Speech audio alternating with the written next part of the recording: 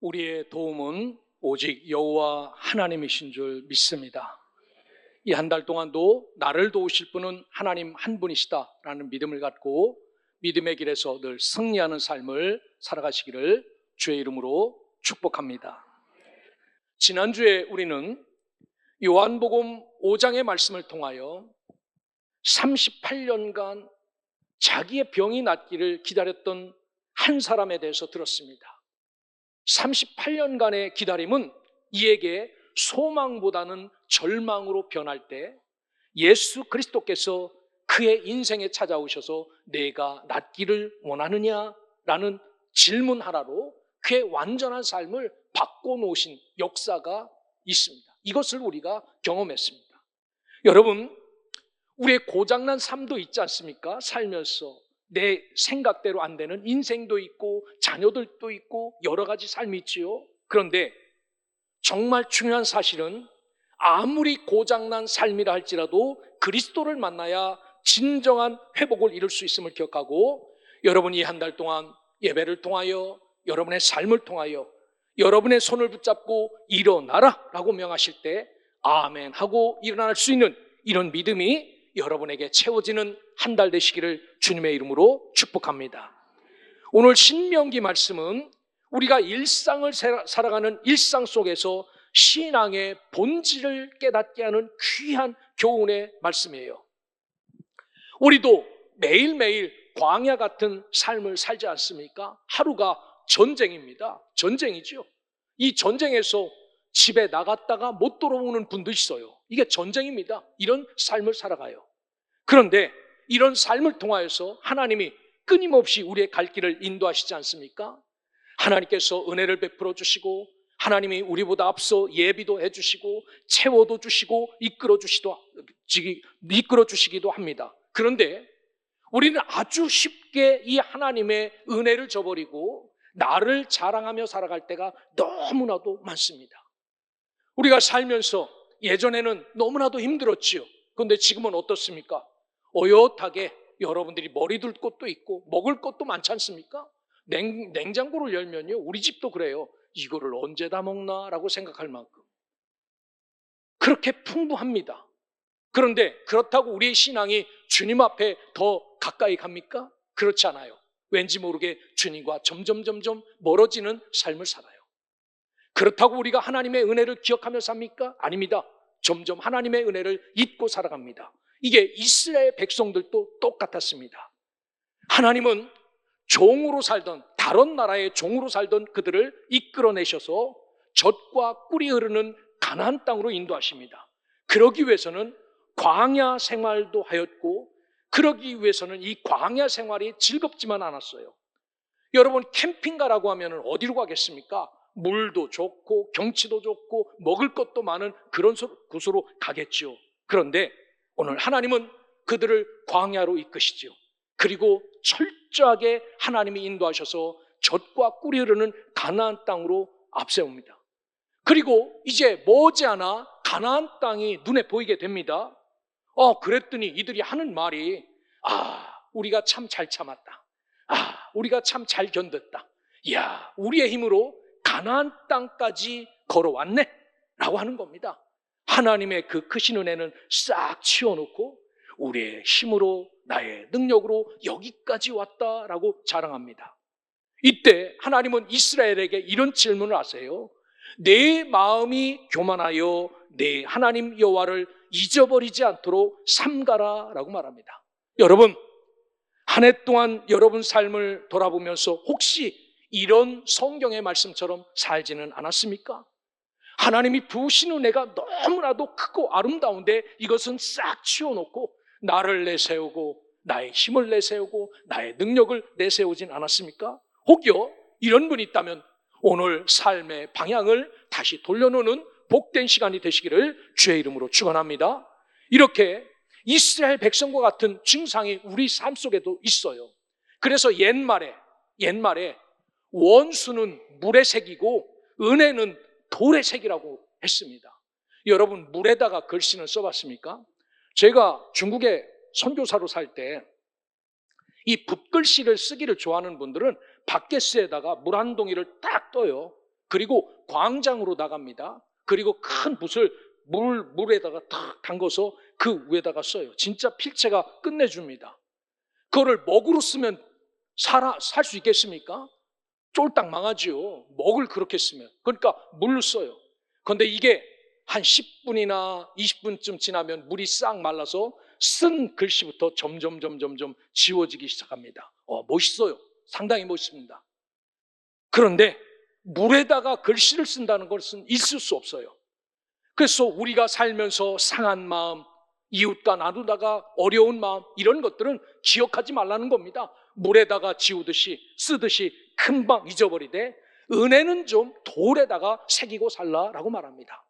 하나님이 지금까지 살아오면서 여러분에게 베풀어 주신 은혜, 하나님이 지금까지 살아오면서 여러분에게 더해 주신 은혜는 돌에다가 새기라라고 말합니다. 여러분, 오늘 우리는 이 말씀을 통해 어떤 상황에서도 교만하지 않고 하나님의 은혜를 기억하며 모든 것이 전적인 하나님의 은혜입니다 라고 고백할 수 있는, 이런 신앙의 고백을 주님 앞에 드리고 주를 인정할 수 있는 신실하고 거룩한 주의 성도들이 되시기를 주님의 이름으로 축원합니다.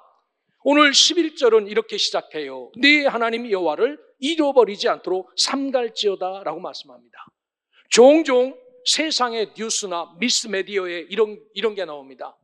여러분, 집에 강아지 키우시죠? 강아지 열심히 키웁니다. 요즘은 춥다고 또 겨울이 왔다고 신발까지 신겨주더라고요. 여기 끌고 다니시는 분은 알록달록한 옷도 입혀주고 건강에 좋은 영양제도 먹여주고 그럽니다. 막 쓰다듬어주고 또 산책도 시켜주고.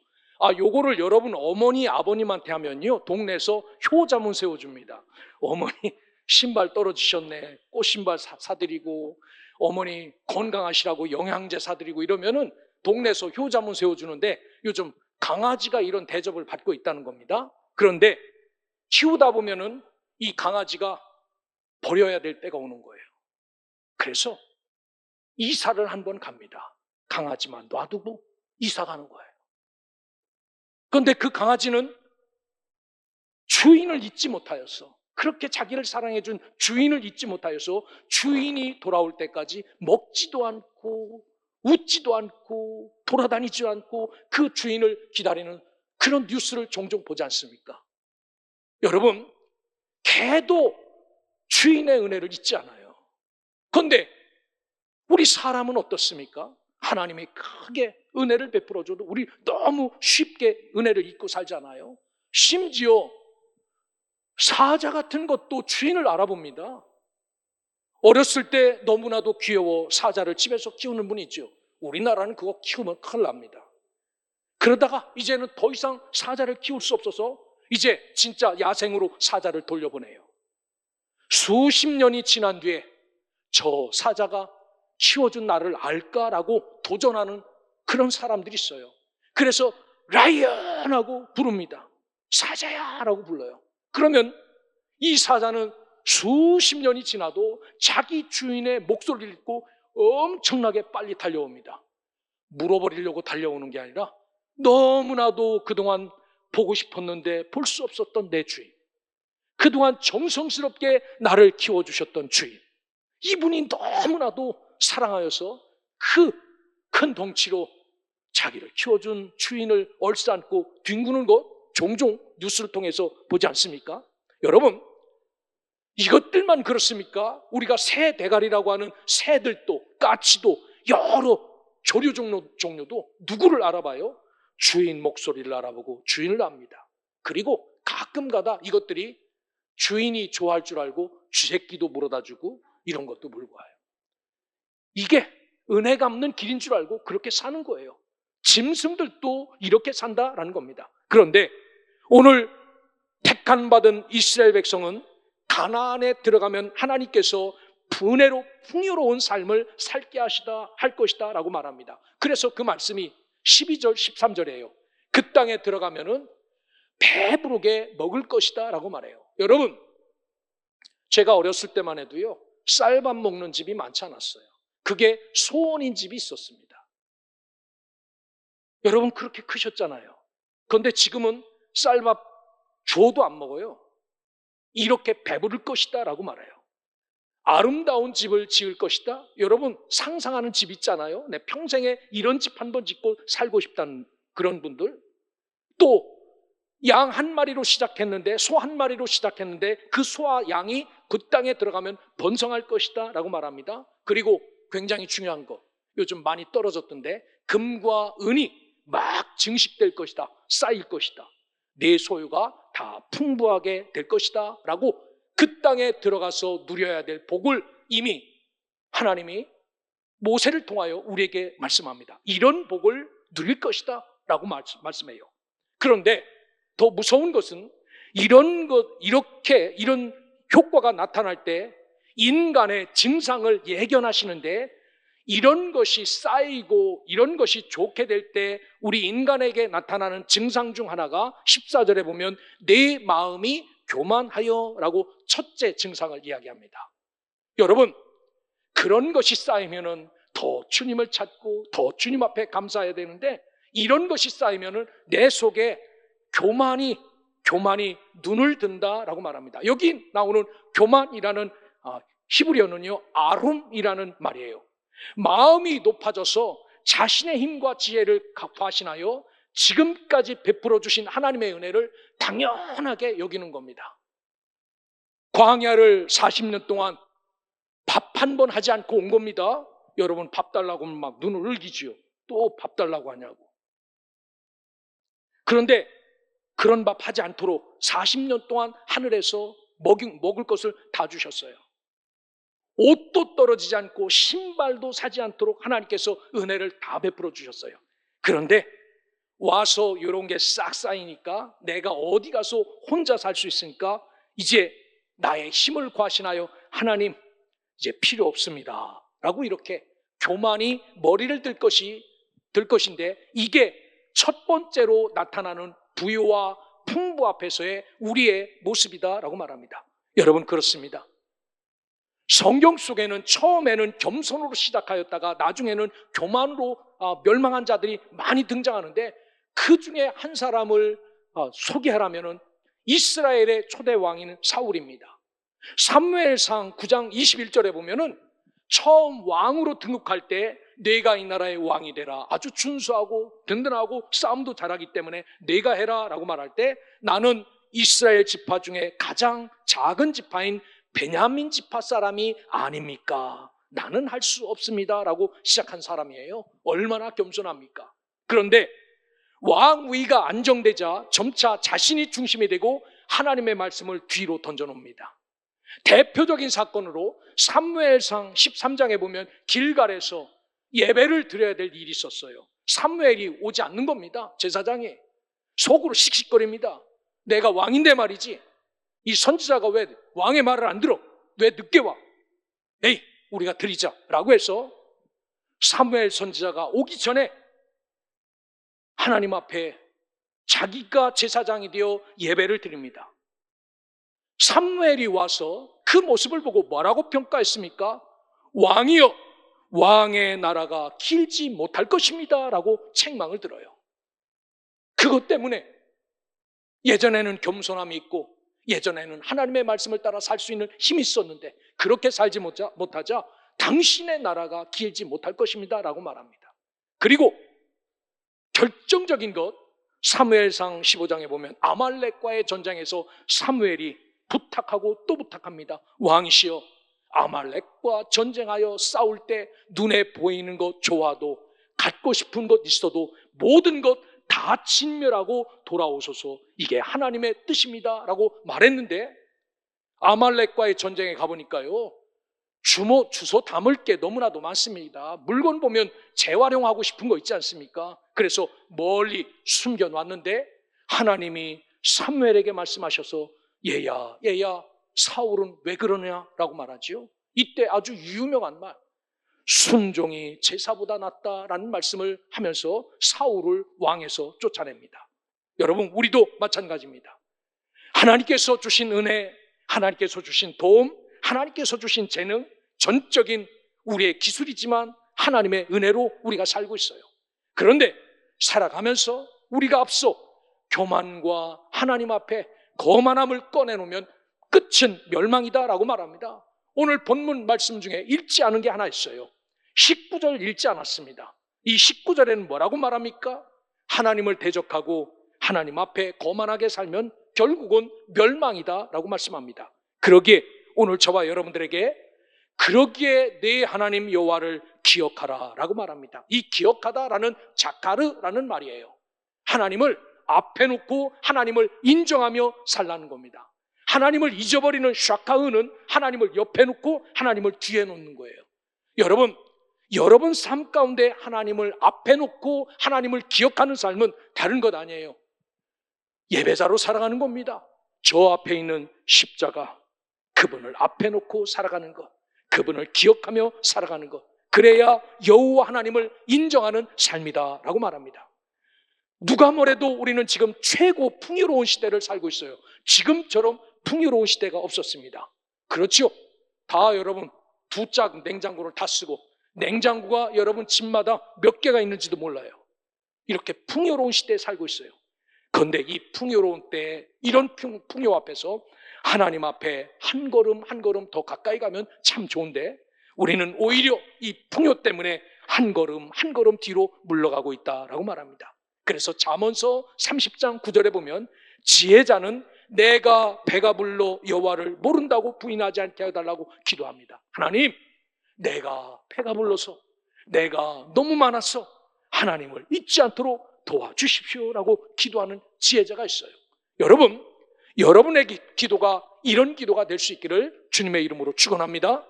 하나님을 잊지 않도록, 나에게 주신 복 때문에 하나님을 잊지 않도록, 오히려 이 복 때문에 하나님 앞에 더 가까이 가고 인정할 수 있는 이 복이 나에게 임하여 달라고 기도하며 살아갈 수 있기를 주의 이름으로 축원합니다. 여러분, 그러면서 하나님은 우리를 광야와 사막에서 인도하였음을 기억하라라고 말합니다.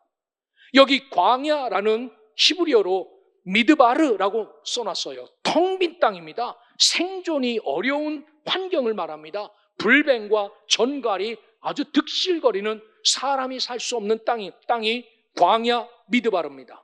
여기 간조한 땅이라고 15절 16절에 나왔는데 이 간조한 땅 찌마온이라는 이야기는요, 아주 건조하여 물 한 방울 찾을 수 없는 메마른 사막이 간조한 찌마온이라는 땅이에요. 광야에서 사막에서 어떻게 40년을 삽니까? 어떻게 삽니까?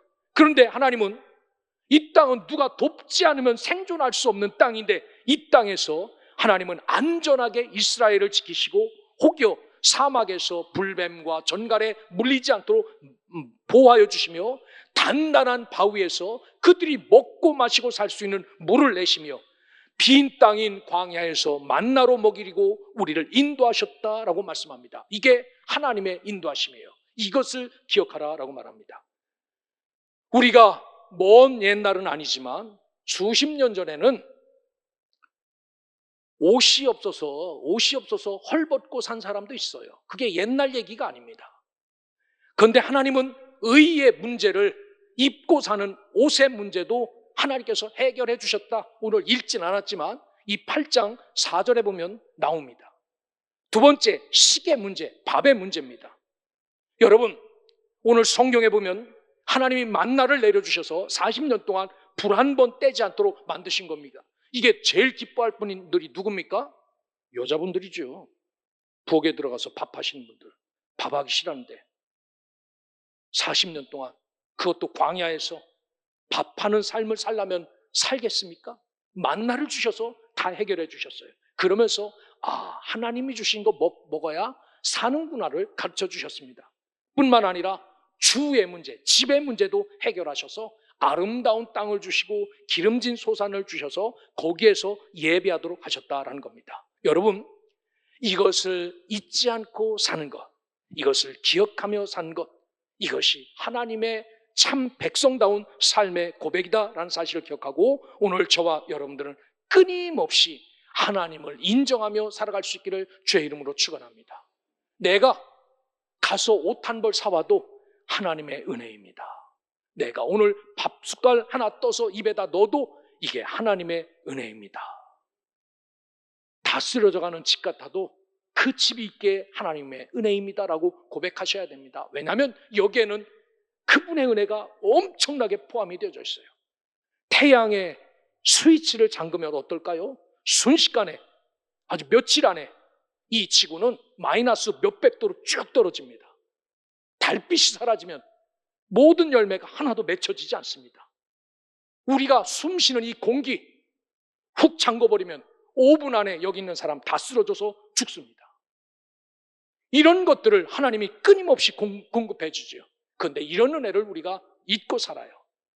그러게 옷과 양식과 집, 모든 것들이 하나님의 은혜였고 40년 동안 광야에서 지키시고 보호하신 분은 하나님이다. 이 은혜를 잊어서는 안 된다라고 말합니다. 그런데 오늘 17절, 18절에 보면은 내가 마음에 이르기를 내 능력과 내 손의 힘으로 내가 이 재물을 얻었다 말할 것이다 라고 두 번째로 교만의 속성이 또 나타나는 겁니다.